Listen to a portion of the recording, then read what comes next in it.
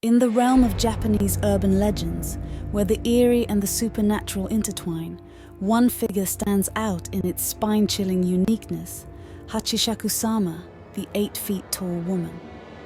As the Slenderman haunts Western folklore, this Japanese urban legend introduces a harrowing counterpart, a towering entity that elicits fear with every echoing step. Unlike the common fare of urban legends, Hachisakusama defies expectations, embodying a spectral figure of inhuman height. In the tapestry of folklore, she is described as an otherworldly being, her appearance oscillating between a withered hag and an alluring woman, forever marred by her unnaturally towering stature. Hachisakusama's sinister modus operandi involves lurking in the shadows, ready to unleash her terror on unsuspecting prey, primarily children. The legend suggests that she has an uncanny ability to mimic familiar voices, calling out to children with an alluring sweetness or crying out for help in a desperate plea. Her tall and ghastly form becomes a nightmarish silhouette against the darkness, a harbinger of doom for those who encounter her. In the annals of this creepy Japanese urban legend, Hachisakusama is not merely a bogeyman. Rather, she is a malevolent force, a witch or the restless soul of a woman condemned to haunt the living. Her motivations are sinister as she patiently waits in the shadows for the perfect moment to strike, sometimes stalking her prey for days or even months. What adds an extra layer of horror to the legend is the eerie sound that precedes her appearance. Described as po, po, po, in a deep, almost masculine voice, this haunting chant reverberates through the stillness, signaling the imminent arrival of the 8-feet-tall nightmare.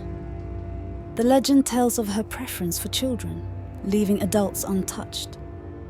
This selectivity adds a disturbing dimension to the folklore, as if she is not just a mere phantom, but a malevolent force with a calculated agenda.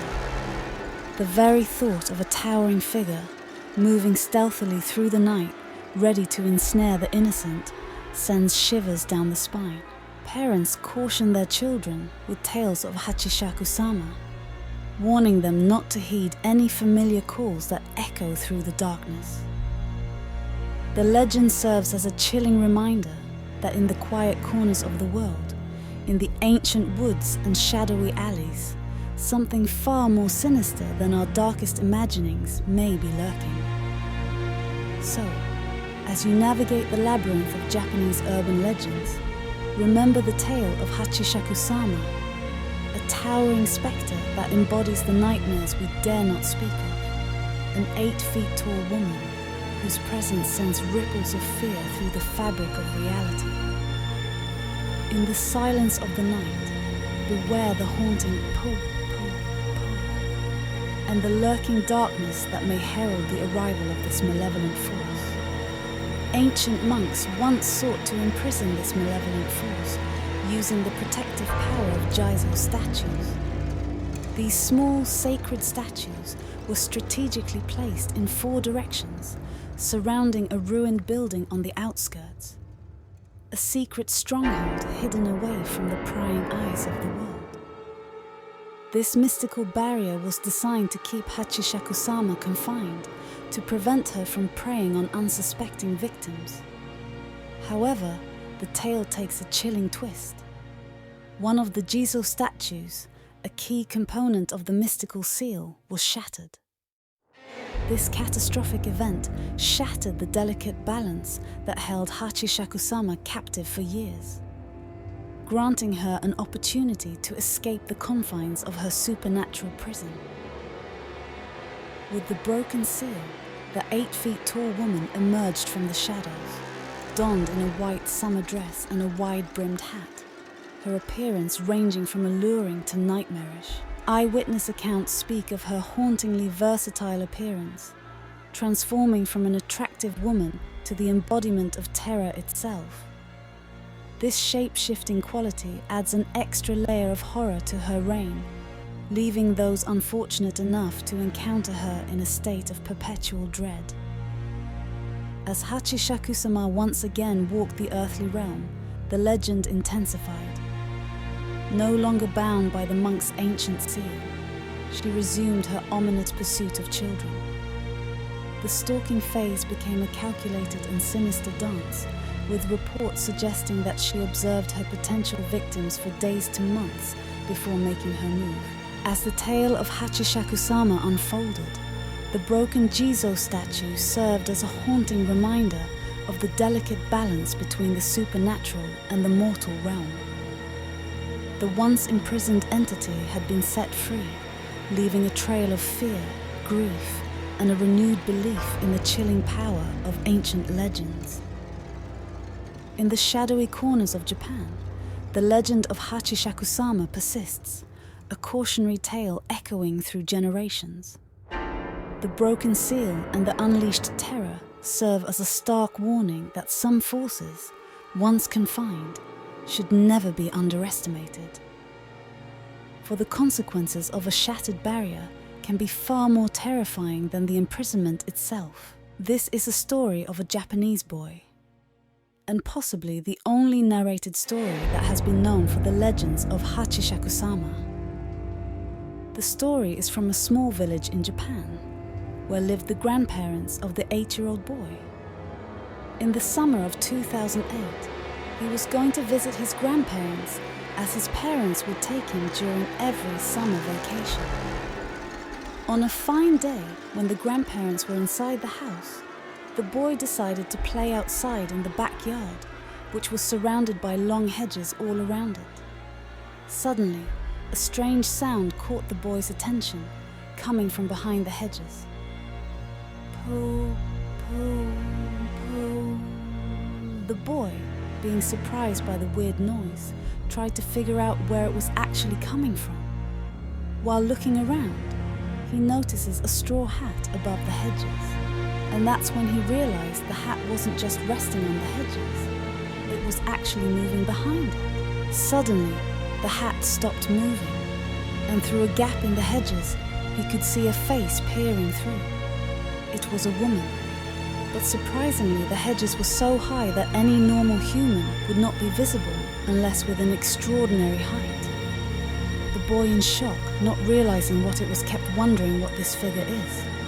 But soon the strange noise started to disappear, fading into the distance, along with the face that he saw between the hedges. For a moment, the boy couldn't imagine anything that could be that tall. The boy, confused, returned back into the house and sat down at the table where his grandparents were drinking tea. He started telling them about what he just witnessed, but the grandparents didn't seem to be paying much attention to him until he mentioned the distinctive sound. They both froze. Their eyes grew wide in shock, and Grandma ended up putting both her hands on her mouth.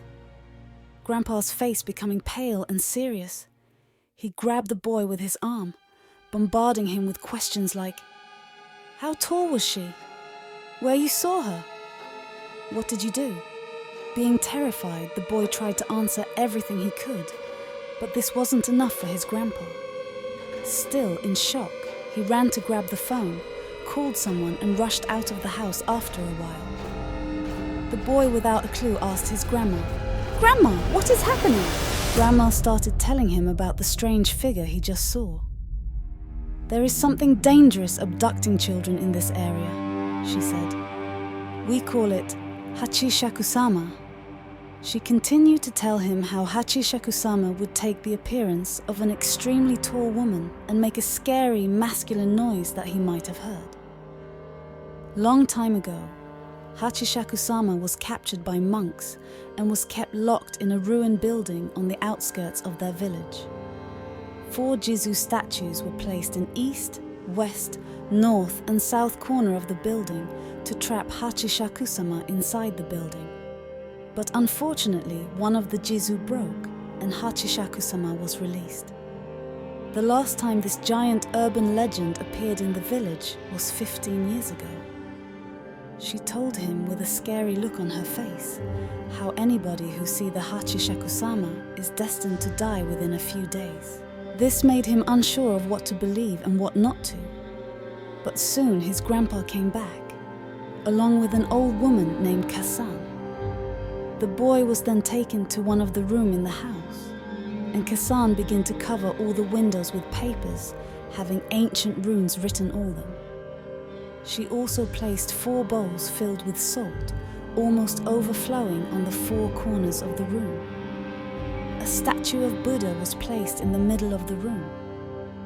Kasan, upon finishing her work, called the boy in the room and told him, "Soon the sun will be setting, so listen carefully.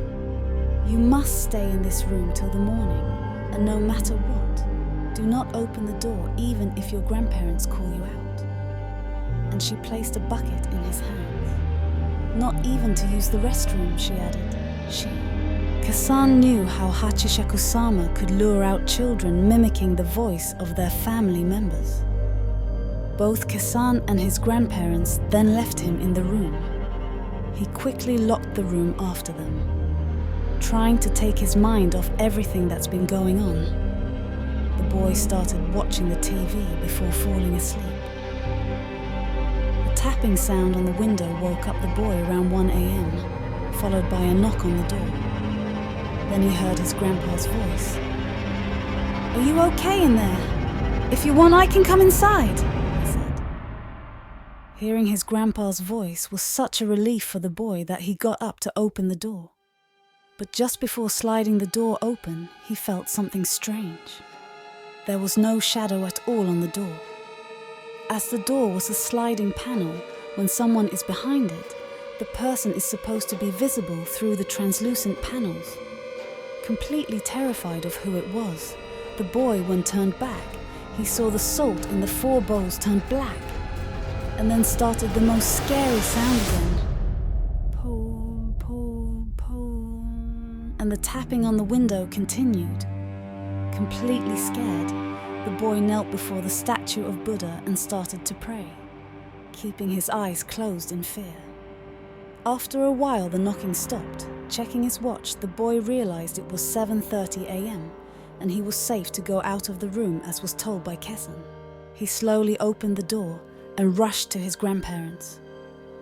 All 3 of them quickly got into a van and headed straight to the airport.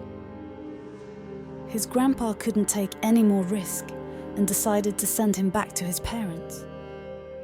As the legend suggested, there were others who survived Hachisakusama too, as long as they don't step their foot back into Japan. He was not allowed to visit his grandparents ever again. 4 years after the incident, when his grandpa got sick, he refused to let the boy visit him, even instructed not to let his grandson visit him at his funeral. Almost 10 years later, of the Hachisakusama incident, his grandpa died. The boy received a call from his grandmother telling him about the unfortunate death of his grandpa. He was diagnosed with cancer. The boy could not take it anymore and told her grandma that this couldn't stop him from visiting his grandpa for a final goodbye. And his grandma finally agreed. "If you say so, dear, come and visit your grandpa." Before the boy could end the call, he heard a familiar voice.